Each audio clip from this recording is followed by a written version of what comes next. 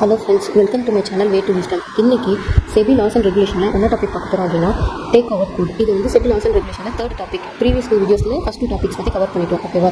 So இப்போ take over code பற்றி பார்க்க போகிறோம். ஃபஸ்ட்டு டேக் ஓவர்னா என்ன அப்படின்னா, when an acquirer take over the control of the target company is known as take over. ஓகேவா? ஸோ டார்கெட் கம்பெனியை அக்வயராக டேக் ஓவர் பண்ணாங்க, கண்ட்ரோலுக்கு எடுத்துட்டாங்க அப்படின்னா அதை தான் வந்து என்ன சொல்கிறோம், டேக் ஓவர் அப்படி சொல்கிறோம். ஓகேவா? ஸோ இது எக்ஸாம்பிள் பற்றி சொல்லலாம். 2 குரூப்ஸ் ஆஃப் கம்பெனி இருக்குது. ஒன்று டேவிட் குரூப்ஸ், என்ன Jaya group. So David groups உள்ள ப்ரொமோட்டர்ஸ் எல்லாம் சேர்ந்து எவ்வளோ பர்சன்டேஜ் ஒர்க் பண்ணிக்காங்கன்னா 60% ஒர்க் பண்ணிக்காங்க, பேலன்ஸ் 40% பப்ளிக்கிட்ட இருக்குது. ஓகேவா? ஸோ இப்போ ஜெயா குரூப்ஸ் வந்து என்ன பண்ணுறாங்க அப்படின்னா, one of the promoters of the David group வந்து பெல்லா, அவங்கள்ட்ட உள்ள 30% ஆஃப் ஷேர்ஸ் வந்து ஜெயா குரூப்ஸ் வந்து ஹோல்ட் பண்ணியிருக்காங்க. ஓகேவா? ஸோ யார் வந்து ஷேர்ஸ் வாங்கியிருக்காங்க டார்கெட்டிங் கம்பெனிலேருந்து டேவிட் குரூப்ஸ் வந்து யார் ஷேர் வாங்கியிருக்காங்க, ஜெயா குரூப்ஸ் வாங்கியிருக்காங்க. ஸோ இதில் ஜெயா குரூப்ஸ் வந்து அக்வயர் கம்பெனி, டேவிட் குரூப்ஸ் வந்து டார்கெட்டிங் கம்பெனி. ஓகேவா? ஸோ இப்போ இந்த டேக் ஓவர் கான்செப்ட்டில் 2 மெயின் பாயிண்ட் இருக்குது, 2 கான்செப்ட் சொல்லலாம். ஓகேவா? ஃபஸ்ட்டு கான்செப்ட் வந்து என்ன அப்படின்னா, இந்த அக்வயர் அலாங் வித் பேக்னா என்னென்னா person acting in concern acquire 25% or more of the target company. So இந்த எக்ஸாம்பிளே பார்க்கலாம். ஜெயா கம்பெனி எவ்வளோ அக்வயர் பண்ணியிருக்காங்க, 30% அக்வயர் பண்ணியிருக்காங்க. ஸோ ஃபஸ்ட் கான்செப்ட்டில் என்ன சொல்லியிருக்காங்க, acquire company 25% of more shares வந்து டார்கெட் கம்பெனிலேருந்து அக்வயர் பண்ணியிருந்தாங்க அப்படின்னா அவங்களுக்கு ஒரு ஆப்ளிகேஷன் இருக்குது. என்ன அப்படின்னா, make a public offer. Acquire company public offer make பண்ணணும் to acquire additional 26% of shares subject to the maximum permissible non-public holding. ஓகேவா? ஸோ அக்வயர் கம்பெனி டார்கெட் கம்பெனிலேருந்து 25% ஆஃப் மோர் மேலே ஷேர்ஸ் அக்வயர் பண்ணியிருந்தாங்க அப்படின்னா அவங்களுக்கு ஒரு ஆப்ளிகேஷன் இருக்குது. என்ன அப்படின்னா, பப்ளிக் ஆஃபர் மேக் பண்ணணும். இதுக்கு டு அக்வயர் அடிஷ்னல் 26% பப்ளிக்கிட்ட வந்து ஹோல்ட் பண்ணுறதுக்கு பப்ளிக் ஆஃபர் இஷ்யூ பண்ணுவாங்க. ஓகேவா? இது சப்ஜெக்ட் டு எவ்வளோ வரைக்கும்னா maximum permissible non public holding. Okay, maximum permissible non public holding. இதுதான் ஃபஸ்ட் கான்செப்ட். ஓகேவா? செகண்ட் கான்செப்ட் என்ன அப்படின்னா, இந்த acquire along with PAC already acquire 26% of more and wants to acquire another 5% or more in the financial year. அதாவது என்ன அப்படின்னா, இப்போது இந்த ஜெயா குரூப்ஸ் வந்து 30% டேவிட் குரூப்ஸ் வந்து அக்வயர் பண்ணிட்டாங்க. ஸோ ஆப்வியஸாக இது எவ்வளோ 25%க்கு மேலே இருக்கனால ஓப்பன் ஆஃபர் மேக் பண்ணுவாங்க. யார்? Acquire company. இதுக்கப்புறம் சேம் இந்த ஜெயா குரூப்ஸ் வந்து ஒரு ஃபினான்ஷியல் இயரில் 5%க்கு மேலே 5% ஆர் மோர் மேலே அகெயின் ட்ரேடிங் கம்பெனிகிட்ட இருந்து ஷேர்ஸை அக்வயர் பண்ணியிருந்தாங்க அப்படின்னா அவங்க again application to make and open offer. மறுபடியும் ஓப்பன் ஆஃபர் வந்து அவங்க வந்து பப்ளிக்கிட்ட மேக் பண்ணணும். எவ்வளோ அக்வயர் பண்ணுறதுக்குன்னா 26% or more. Same subject to the maximum permissible non public holding. ஓகேவா? ஸோ டேக் ஓவர் கோடுனா என்ன, டேக் ஓவர் கோடில் டேக் ஓவர்னா என்ன, அதுக்கப்புறம் அதில் உள்ள 2 கான்செப்ட் பற்றி பார்த்தோம். ஓகேவா? ஸோ ஃபஸ்ட் கான்செப்ட் வந்து என்னென்னா, ஒன்றுமே இல்லை, டார்கெட்டிங் கம்பெனிட்டு அக்வயர் கம்பெனி 25% மேலே ஷேர்ஸ் ஹோல்ட் பண்ணியிருந்தாங்க அப்படின்னா அவங்க ஓப்பன் ஆஃபர் மேக் பண்ணுற அப்ளிகேஷன் இருக்குது. எவ்வளோ அக்வயர் பண்ணுறதுக்கு, பப்ளிக் 26% நூறு அக்வயர் பண்ணணும். இது வந்து ஃபஸ்ட் கான்செப்ட். 2வது கான்செப்ட்டில் என்ன அப்படின்னா, acquire company 25% of more trading கம்பெனிலேருந்து அக்வயர் பண்ணியும் அதுக்கப்புறம் ஏதாவது ஒரு ஃபினான்ஷியல் இயரில் 5%க்கு மேலே ட்ரேடிங் கம்பெனிலேருந்து ஷேர்ஸ் அக்வயர் பண்ணியிருந்தாங்க அப்படின்னா அவங்களும் பப்ளிக்கு ஓப்பன் ஆஃபர் மேக் பண்ணணும் டு அக்வயர் 26% ஆகும். ரெண்டுத்துலையுமே எவ்வளோ மேக்ஸிமம் லிமிட் அப்படின்னா maximum permissible non public holding வரைக்கும் தான். ஓகேவா? ஸோ இதுதான் டேக் ஓவர் கோடோட கான்செப்ட். ஸோ இப்போ டைப்ஸ் ஆஃப் டேக் ஓவர் பற்றி பார்க்கலாம். ஃபஸ்ட்டு வந்து friendly take over. 5 types of take over. So first வந்து ஃப்ரெண்ட்லி டேக் ஓவர்ங்கிறது வந்து வாலண்டரியாக டேக் ஓவர் பண்ணுறது ஃப்ரெண்ட்லி டேக் ஓவர். 2வது ஹாஸ்டல் டேக் ஓவர். இப்போ நம்ம பார்த்த எக்ஸாம்பிள் இருக்குல்ல, டேவிட் குரூப், ஜெயா குரூப், இதுதான் இந்த ஹாஸ்டல் டேக் ஓவர். ஓகேவா? அடுத்தது horizontal take over. Horizontal take ஓவர்ங்கிறது வந்து சேம் ஃபீல்டுக்குள்ளேயே வந்து அக்வயர் பண்ணுறது. For example Infosys and Wipro, இது 2மே ஐடி ஃபீல்டு. ஓகேவா? இன்ஃபர்மேஷன் டெக்னாலஜிக்குள்ளே. ஸோ இந்த சேம் ஃபீல்டுலேயே டேக் ஓவர் பண்ணாங்க அப்படின்னா அது ஹரிசாண்டல் டேக் ஓவர்னு எடுத்துப்பாங்க. ஓகேவா? அடுத்தது vertical take over. Vertical take ஓவருங்கிறது வந்து ஒரு கம்பெனி அவங்களோட மேலேயோ இல்லாட்டி கீழேயோ டேக் ஓவர் பண்ணுறது. ஃபார் எக்ஸாம்பிள் மேனுஃபேக்சரிங் கம்பெனின்னு எடுத்துக்கோங்க. இப்போது கார் மேனுஃபேக்சரிங் இருக்குன்னு வச்சுக்கோங்களேன். அவங்க காருக்கு தேவையான எக்யூப்மெண்ட்ஸ் எல்லாமே இன்னொரு கம்பெனிகிட்ட இருந்து பர்ச்சேஸ் பண்ணுவாங்க. அப்படி பர்ச்சேஸ் பண்ணுற கம்பெனிகிட்ட இருந்தே அவங்க அக்வயர் பண்ணியிருந்தாங்க அப்படின்னா அது வெர்டிக்கல் டேக் ஓவர் சொல்லுவாங்க. ஓகேவா? அப்புறம் காங்க்ளமரேட் டேக் ஓவர்ங்கிறது வந்து என்டையராக டிஃப்ரெண்ட் ஃபீல்டிலிருந்து டேக் ஓவர் பண்ணது தான் conglomerate take over. So take over கோடுனா என்ன, அதோட கான்செப்ட்ஸ் என்ன, டைப்ஸ் ஆஃப் டேக் ஓவர் பார்த்துட்டோம். இப்போது இதுக்கான ஒரு சிம்பிள் டைம் ஸ்டாம்ப் மாதிரி பார்ப்போம். ஓகேவா? இப்போது ஒரு அக்வயர் கம்பெனி டேக் ஓவர் பண்ணிட்டாங்க. அக்வயர் கம்பெனி டார்கெட் கம்பெனிலேருந்து ஷேர்ஸை வந்து அக்வயர் பண்ணிட்டாங்க அப்படின்னா என்ன டைம் லைனுக்குள்ளே என்னென்ன திங்ஸ் எல்லாம் பார்க்கணும், என்னென்ன திங்ஸ் எல்லாம் பண்ணணும் அப்படின்ட்டு பார்க்கணும். ஓகேவா? ஃபஸ்ட்டு வந்து application to make public announcement. Take over பண்ணாலே பப்ளிக் அனௌன்ஸ்மெண்ட்னு ஒன்று மேக் பண்ணுவாங்க. ஓகேவா? அது வந்து ஜஸ்ட் எக்ஸாம்பிள் தான். இப்போ ஃபஸ்ட் ஆஃப் மே வந்து அந்த பப்ளிக் அனௌன்ஸ்மெண்ட் மேக் பண்ணுறாங்க அப்படின்னா அதில் இருந்து 5 டேஸ்க்குள்ளே செபிக்கு டிராஃப்ட் லெட்டர் அப்படிங்கிறது வந்து டிராஃப்ட் ஆஃபர் லெட்டர் வந்து சென்ட் பண்ணணும். ஓகேவா? எப்போத்துக்குள்ளே பப்ளிக் அனௌன்ஸ்மெண்ட் மேக் பண்ணதில் இருந்து 5 டேஸ்க்குள்ளே செபிக்கு டிராஃப்ட் ஆஃபர் லெட்டர் வந்து சென்ட் பண்ணணும். அதுக்கப்புறம் செபி வந்து அதுக்கு ரிப்ளை பண்ணணும். எத்தனை டேஸ்க்குள்ளே 15 டேஸ்க்குள்ளே அந்த டிராஃப்ட் ஆஃபர் லெட்டருக்கு ரிப்ளை பண்ணணும். ஓகேவா? ரிப்ளை பண்ணி செபிட்டு வந்து ரிப்ளை வந்ததுக்கப்புறம் அடுத்தது என்ன பண்ணுவாங்க அப்படின்னா கம்ப்ளீட் டிஸ்பாச் டு பப்ளிக். அந்த கமாண்ட் வந்து பப்ளிக்கு டிஸ்பாச் பண்ணுவாங்க மேக்ஸிமம் 7 டேஸ்க்குள்ளே. ஓகேவா? அந்த கமாண்ட் வந்ததுலேருந்து 7 டேஸ்க்குள்ளே டிஸ்பாச் பண்ணியிருக்கணும். டிஸ்பாச் பண்ணதுக்கப்புறம் மேக்ஸிமம் 12 டேஸ்க்குள்ளே அந்த ஆஃபரை ஓப்பன் பண்ணி வச்சுக்கணும். Offer open date. ஓகேவா? இப்போது இந்த பப்ளிக்கு வந்து டிஸ்பாச் ஆனதுலேருந்து மேக்ஸிமம் 7 டேஸ்க்குள்ளே ஓப்பன் பண்ணியிருக்கணும். அடுத்தது க்ளோஸ் பண்ணுறது வந்து ஆஃபர் வந்து ஓப்பன் வந்து மேக்ஸிமம் 12 டேஸ், ஆஃபர் க்ளோஸ் வந்து மேக்ஸிமம் 10 டேஸ். அடுத்தது பேமெண்ட் வந்து வித்தின் 10 டேஸ். ஓகேவா? க்ளோஸ் பண்ணி முடிஞ்சதுக்கப்புறம் வித்தின் 10 டேஸ்க்குள்ளே பேமெண்ட் மேக் பண்ணணும். ஓகே, ஃபஸ்ட்டு பப்ளிக் அனௌன்ஸ் பண்ணுற டேட்டில் இருந்தோம் 5 டேஸ்க்குள்ளே செபிக்கு டிராஃப்ட் ஆஃபர் லெட்டர் சென்ட் பண்ணணும். செபி வந்து 15 டேஸ்க்குள்ளே கமெண்ட் பண்ணணும். கமெண்ட் பண்ணதுக்கப்புறம் பப்ளிக்கு டிஸ்பாச் பண்ணணும். ஓகேவா? 7 டேஸ்க்குள்ளே டிஸ்பாச் பண்ணணும். டிஸ்பாச் பண்ணதுக்கப்புறம் மேக்ஸிமம் 12 டேஸ்க்குள்ளே ஆஃபரை ஓப்பனுக்கு வச்சிடணும். அடுத்தது ஆஃபரை எப்போ க்ளோஸ் பண்ணணும்னா ஓப்பன் பண்ணி 10 டேஸ்க்குள்ளே ஆஃபரை க்ளோஸ் பண்ணணும். அடுத்தது பேமெண்ட் வந்து எப்போ அப்படின்னா க்ளோஸ் பண்ணதுலேருந்து 10 டேஸ்க்குள்ளே பேமெண்ட்டை மேக் பண்ணணும். ஓகேவா? இதுதான் வந்து இதோட டைம் ஸ்டாம்ப். எது டேக் ஓவர் கோடோட டைம் ஸ்டாம்ப். அக்வரர் கம்பெனி வந்து டார்கெட்டிங் கம்பெனி வந்து ஷேர்ஸ் அக்வயர் பண்ணதுக்கப்புறம் அந்த 26% 25% ஆர் மோருக்கு மேலே அக்வயர் பண்ணதுக்கப்புறம் ஓப்பன் ஆஃபர் மேக் பண்ணணும்னு சொன்னோம்ல. ஸோ அதுக்கான டைம் ஸ்டாம்ப் என்னென்ன இது எப்போ பண்ணணும் அப்படின்ட்டு. ஓகேவா? அடுத்தது லாஸ்ட்டாக நம்ம பார்த்தோம்ல மேக் பேமெண்ட் 10 டேஸ்க்குள்ளே பண்ணணும்ட்டு. அந்த பேமெண்ட் வந்து எந்தெந்த மோட்லலாம் பண்ணணும் அப்படின்னா ஒன்று கேஷாக பண்ணலாம், இல்லாட்டி exchange of listed shares of acquirer and PAC, இல்லாட்டி லிஸ்டட் செக்யூர்டு டெப்ட் instrument of acquirer and PAC, இல்லாட்டி கன்வெர்ட்டபிள் டெப்ட் instrument of acquirer and PAC. 4 மெத்தட்ஸில் தான் வந்து பேமெண்ட் பண்ண முடியும். ஓகேவா? இது வந்து மேபி கொஸ்டினில் கேட்குறதுக்கு வாய்ப்பு இருக்குது. ஒன்று கேஷ், இல்லாட்டி எக்ஸ்சேஞ்ச் ஆஃப் லிஸ்டட் ஷேர்ஸு, இன்னொன்று லிஸ்டட் செக்யூர்டு டெப்ட் இன்ஸ்ட்ருமெண்ட், இன்னொன்று கன்வெர்ட்டபிள் டெப்ட் இன்ஸ்ட்ருமெண்ட். ஓகேவா? இந்த மெத்தடில் தான் வந்து பேமெண்ட் பண்ண முடியும். அடுத்தது pre conditions for voluntary open offer.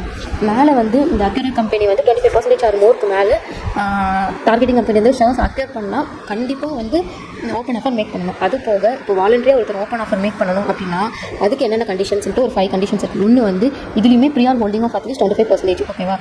வாலண்டரியாக நீ ஓப்பன் ஆஃபர் மேக் பண்ணணும்னாலுமே என்ன பண்ணணும், அந்த அக்வயர் கம்பெனி 25% ஆஃப் ஷேர்ஸ் வந்து டார்கெட் கம்பெனி வந்து ஹோல்ட் பண்ணி வச்சுக்கணும். அடுத்தது no creeping acquisitions made in the past 52 weeks.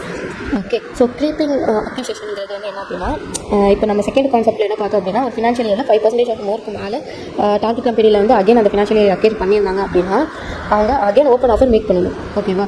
இப்போது சம் கம்பெனிஸ் என்ன பண்ணுவாங்க அப்படின்னா ஓப்பன் ஆஃபர் மேக் பண்ணக்கூடாதுன்றதுக்காக என்ன பண்ணுவாங்க அப்படின்னா 5% ஒரே ஃபினான்ஷியல் இயர் பண்ணாமல் 1%, இல்லாட்டி 3%, 4% அப்படின்ட்டு கீப் ஆன் அக்யூசேஷன் வந்து பண்ணிகிட்டே இருப்பாங்க. ஆனால் 5%க்கு மேலே இருக்காது. ஓகேவா?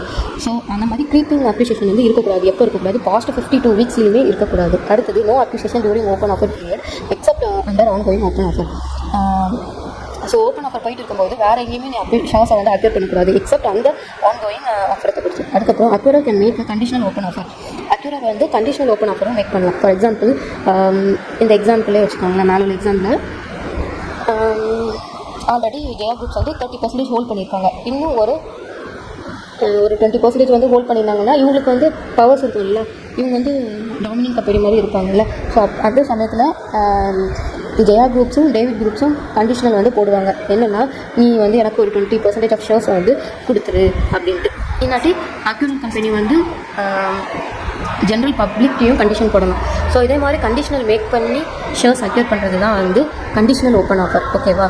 அடுத்தது no further acquisition for 6 months after the completion of the open offer except by another voluntary open offer. So once அந்த ஓப்பன் ஆஃபர் முடிஞ்சதுக்கப்புறம் 6 monthsக்கு வேறு எந்த ஷேர்ஸையும் அக்வயர் பண்ணக்கூடாது except another voluntary open offer open பண்ணுற வரைக்குமே. ஓகேவா? ஒரு open offer voluntary open complete ஆகி 6 months முடிகிறதுக்குள்ளே வேறு எந்த அக்விசிஷனுமே அவங்க பண்ணியிருக்கக்கூடாது. ஓகேவா?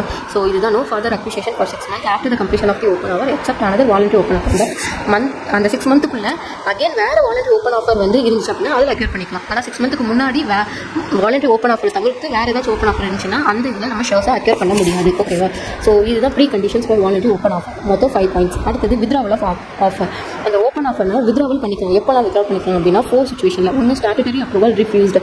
ஸ்டாட்டுட்டரி அப்ரூவல்னால் ஃபார் எக்ஸாம்பிள் செபி அந்த மாதிரி சில ஸ்டாட்டுட்டரி பாடி இருப்பாங்கல்ல, அவங்க வந்து சில கண்டிஷன்ஸ் வந்து ஃபுல்ஃபில் பண்ணல, இல்லாட்டி சம் இன்கம்ப்ளீட் இருந்துச்சு அப்படின்னா அவங்க இந்த ஓப்பன் ஆஃபரில் ரெஃப்யூஸ் பண்ணிடுவாங்க. அதான் ஸ்டாட்டுட்டரி அப்ரூவல் ரிஃப்யூஸ்ட் ஆகும். இல்லாட்டி அக்யூரர் டைடு அக்யூரர் இறந்தாலோ இல்லாட்டி இந்த condition for agreement not fulfil மேலே இந்த கண்டிஷனல் ஓப்பன் ஆஃபர் பார்த்தோம்ல அந்த கண்டிஷன்ஸ் ஆஃப் அக்ரிமெண்ட் ஃபுல்ஃபில் ஆகலைனாலும் வித்ரா பண்ணுவாங்க. இல்லாட்டி such other circumstances are SEBI permitted. இது போல செபி எல்லாத்தையும் பெர்மிட் பண்ணியிருந்தாங்க அப்படின்னா அதையும் வந்து ஸோ இந்த 4 கேசஸ்லையும் ஓப்பன் ஆஃபரை வந்து வித்ரா பண்ணிக்கலாம். ஓகேவா? வித்ரா பண்ணிட்டாங்க அப்படின்னா within 2 working days the merchant banker shall make an announcement in the newspaper. Withdraw பண்ணிட்டாங்கன்னா 2 working daysல ஞாபகம் வச்சுக்கோங்க. 2 working days. Okay, 2 working daysல merchant banker வந்து என்ன பண்ணுவாங்க? shall make an announcement in the newspaper announcement make பண்ணிடுவாங்க. அடுத்தது என்ன டாபிக் அப்படின்னா disclosures by acquirer, person acting in concern and promoters. இவங்களாம் என்ன டிஸ்க்ளோசர் பண்ணணும் அப்படின்னா event based disclosure, continual disclosure அப்படின்ட்டு 2 கேசஸ் இருக்குது. Event based disclosure, continual disclosure அப்படின்ட்டு 2 கேஸ் இருக்குது. ஸோ ஈவெண்ட் பேஸ்ட் டிஸ்க்ளோசரில் வந்து creation of encumbrance, disposal through encumbrance, acquisition through encumbrance. ஓகேவா? அந்த creation, disposal, acquisition through encumbrance வந்து என்ன சொல்லுவாங்கன்னா ஈவெண்ட் பேஸ்டு டிஸ்க்ளோசர்ஸ். யாருக்கு டிஸ்க்ளோசர் பண்ணுவாங்க அப்படின்னா stock exchange and registered office of the target company. Event based டிஸ்க்ளோசரில் கிரியேஷன், டிஸ்போசல், அக்யூசேஷன் த்ரூ என்கம்பரன்ஸாக இருந்துச்சுன்னா யாருக்கு டிஸ்க்ளோஸ் பண்ணுவாங்க? ஸ்டாக் எக்ஸ்சேஞ்ச் இல்லாட்டி registered office of the target company. யார் டிஸ்க்ளோஸ் பண்ணுவாங்க? Acquirer, PAC or promoters. ஓகேவா? இதே கண்டிஷனல் டிஸ்க்ளோசராக இருந்துச்சு அப்படின்னா within 7 days from end of the each financial year. Continue டிஸ்க்ளோசர்ங்கிறது வந்து ஃபினான்ஷியல் இயர் முடிஞ்சு அதுலேருந்து வித்தின் 7 daysக்குள்ளே ஒன்று ப்ரொமோட்டர்ஸாக இருந்தால் இரஸ்பெக்டிவ் ஆஃப் ஷேர் ஹோல்டிங் எவ்வளோ ஷேர்ஸ் அவங்க ஹோல்ட் பண்ணியிருக்காங்க கணக்கு இல்லை, அவங்க டிஸ்க்ளோஸ் பண்ணியிருக்கணும். யார்ட்ட? ஸ்டாக் எக்ஸ்சேஞ்ச் இருக்குது, registered office of the target company. இதே நான் ப்ரொமோட்டர்ஸாக இருந்தாங்க அப்படின்னா அவங்க 25% ஆஃப் அவங்க ஷேர்ஸ் ஹோல்ட் பண்ணியிருந்தாங்க அப்படின்னா மட்டும் அவங்க வந்து டிஸ்க்ளோஸ் பண்ணணும். யார்ட்ட? Stock exchange, registered office of the target company. ஓகேவா? ஸோ இந்த disclosures of acquirer, PAC, promoters 2 கேஸில் இருக்குது. ஒன்று event based disclosure, continuous disclosures. Continuous டிஸ்க்ளோஷர்னா ஒன்றுமே இல்லை, ஃபினான்ஷியல் இயர் ரெண்டாகி வித்தின் 7 daysக்குள்ள ப்ரொமோட்டர்ஸாகவும் நான் ப்ரொமோட்டர்ஸாகவும் இருந்தாலுமே இப்போ ப்ரொமோட்டர்ஸாக இருந்தால் அவங்களுக்கு ஷேர் ஹோல்டிங் பர்சன்டேஜ் வந்து தேவையில்லை.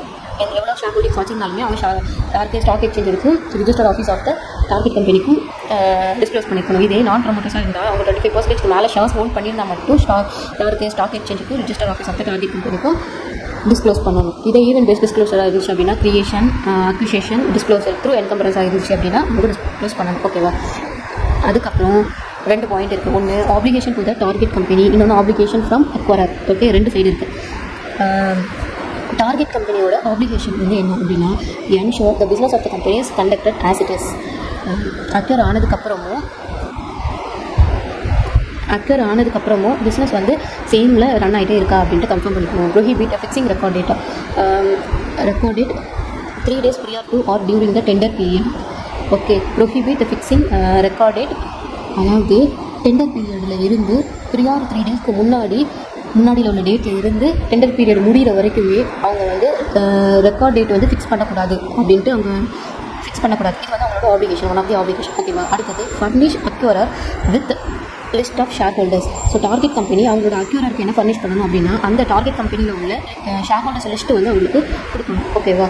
ஸோ இது வந்து இவங்களோட நெக்ஸ்ட்டு வந்து ஆப்ளிகேஷன் ஃப்ரம் அக்யூரர். ஃபஸ்ட்டு வந்து ஆப்ளிகேஷன் ஆஃப் டார்கெட் கம்பெனியோட ஆப்ளிகேஷன் என்னென்னு பார்த்தோம். ஸோ என்ன அப்படின்னா அக்யூர் ஆனதுக்கப்புறம் பிஸ்னஸ் வந்து ஆன்கோயிங்கில் இருக்கணும். அடுத்தது ரெக்கார்ட் டேட் வந்து ஃபிக்ஸ் பண்ணக்கூடாது. இப்போ எந்த டைமில் ஃபிக்ஸ் பண்ணக்கூடாது அப்படின்னா டெண்டர் பீரியடுக்கு ப்ரியார் 3 days இருந்து டெண்டர் பீரியட் முடிகிற வரைக்குமே அவங்க வந்து ரெக்கார்ட் டேட் வந்து ஃபிக்ஸ் பண்ணக்கூடாது. அதுக்கப்புறம் டார்கெட் கம்பெனி அக்யூரர் கம்பெனிக்கு என்னது ஃபர்னிஷ் பண்ணியிருக்கணும் அப்படின்னா டார்கெட் கம்பெனியோட லிஸ்ட் ஆஃப் ஷேர் ஹோல்டர்ஸ் வந்து எல்லாத்தையும் லிஸ்ட் பண்ணி அவங்களுக்கு சென்ட் பண்ணியிருக்கணும். ஓகேவா? இந்த 3 ஆப்ளிகேஷன் இருக்குது டார்கெட் கம்பெனிக்கு. அதே மாதிரி அக்யூரர் கம்பெனிக்கு என்ன ஆப்ளிகேஷன் இருக்குது? Final arrangement to pay to share holders. So acquirer company வந்து ஓப்பன் ஆஃபர் மேக் பண்ணுவாங்க அப்படி தானே. அப்படி மே பண்ணும்போது அவங்க ஷேர் ஹோல்டர்ஸ் இருப்பாங்கல்ல அவங்களுக்கு வந்து ப்ராப்பரான ஃபினான்ஷியல் அரேஞ்ச்மெண்ட் வந்து பண்ணணும். இதுக்கு பே பண்ணுறதுக்கான ப்ராப்பர் ஃபினான்ஷியல் அரேஞ்ச்மெண்ட் பண்ணணும். அடுத்தது to not alienate asset of company. Acquirer கம்பெனிக்கு டார்கெட் கம்பெனியோட அசெட்டை சேல் பண்ணுறதுக்கு எந்த உரிமையுமே கிடையாது. ஓகேவா? அதான் to not sell their share holdings in offer period. அதுக்கப்புறம் அக்யூரர் கம்பெனி வந்து என்ன பண்ணணும் என்னென்னா அந்த ஓப்பன் ஆஃபர் டைமில் அவங்களோட ஷேர்ஸ் இருக்கும்ல, ஷேர் ஹோல்டிங் இருக்கும்ல, அதை வந்து சேல் பண்ணக்கூடாது அப்படின்னு சொல்லுவாங்க. ஏன்னா அவங்க ஓப்பன் ஆஃபர் மேக் பண்ணுறது அவங்களுக்கு அந்த சர்டன் லிமிட் வந்து எக்ஸிட் ஆகிறதுக்காண்டி தான் ஓப்பன் ஆஃபரே மேக் பண்ணுறாங்க. ஸோ அந்த சமயத்தில் அவங்களோட ஷேர் ஹோல்டிங்கை வந்து என்ன பண்ணக்கூடாது, சேல் பண்ணக்கூடாது. அதுக்கப்புறம் ஃபுல்ஃபில் ஆல் தி ஆப்ளிகேஷன் அந்த டேக் ஓவர் கோட். இது போக இந்த டேக் ஓவர் கோட் கீழே இருக்கிற ஆப்ளிகேஷன்ஸ் எல்லாமே யாரை ஃபுல்ஃபில் பண்ணிக்கணும், அக்யூரேட் ஃபில் பண்ணிக்கணும். ஸோ ஃபஸ்ட் பாயிண்ட் வந்து என்ன அப்படின்னா அவங்களோட ஷேர் ஹோல்டர்ஸுக்கு ஃபினான்ஷியல் அரேஞ்ச்மெண்ட் மேக் பண்ணிக்கணும். இதுக்கு டு பே பண்ணுறதுக்கு. அதுக்கப்புறம் to not alienate asset of the company. Target கம்பெனியோட அசெட் எதுவுமே சேல் பண்ணுறதுக்கும் இது பண்ணுறதுக்கும் அவங்க உரிமை கிடையாது. அடுத்தது அக்யூரேட் கம்பெனி வந்து அவங்க ஓப்பன் ஆஃபர் மேக் பண்ணிட்டு இருக்கும்போது அவங்களோட ஷேர்ஸை வந்து சேல் பண்ணக்கூடாது. இதனால் அவங்களோட ஷார்ப் ஹோல்டிங் ரேட் வந்து கம்மியாகும். ஓகேவா? அடுத்தது இது போக டேக் ஓவரில் வேறு எதுவும் ஒப்ளிகேஷன்ஸ் இருந்துச்சுன்னா அதையும் ஃபுல்ஃபில் பண்ணியிருக்கணும். ஸோ இவ்வளோ தான் அப்ளிகேஷன் வந்து அக்யூரேட். நெக்ஸ்ட்டு வந்து என்னென்னா exemption from take over code. இந்த டேக் ஓவர் கோடுக்குள்ளே கோடுக்குள்ளே வராமல் சில எக்ஸாம்ஷன்ஸ் இருக்குது. என்ன அப்படின்னா அண்டர் ரைட்டிங் வந்து டேக் ஓவர் கோடுக்குள்ளே வராது. அடுத்தது stock brokers and because of of client because of of stock brokers வந்து சில ஒர்க் பண்ணுவாங்க. ஸோ அவங்க டேக் ஓவர் கோடுக்குள்ளே வர மாட்டாங்க. Merchant bankers are part of the market making under disinvestment. ஓகேவா? ஸோ இதெல்லாமே வந்து ரீட் பண்ணி வச்சுக்கோங்க. மேபி வேர்ட்ஸில் கேட்குறதுக்கு வாய்ப்பு இருக்குது. ஸோ இதை எல்லாத்தையும் லிஸ்ட் அவுட் பண்ணிவிட்டு which is exempted from the take over code அப்படின்ட்டு இதை கொலாப்ஸ் பண்ணி கொடுக்கலாம். இல்லாட்டி last option all the above அப்படின்னு கொடுக்கலாம். ஸோ இது ஒன் வேர்ட்ஸில் வரதுக்கு வாய்ப்பு இருக்குது. ஃபஸ்ட்டு அண்டர் ரைட்டர்ஸ் கிடையாது, அப்புறம் stock brokers on behalf of client, அப்புறம் merchant bankers as a part of market making under disinvestment. ஓகேவா? ஸோ அவ்வளோதான்.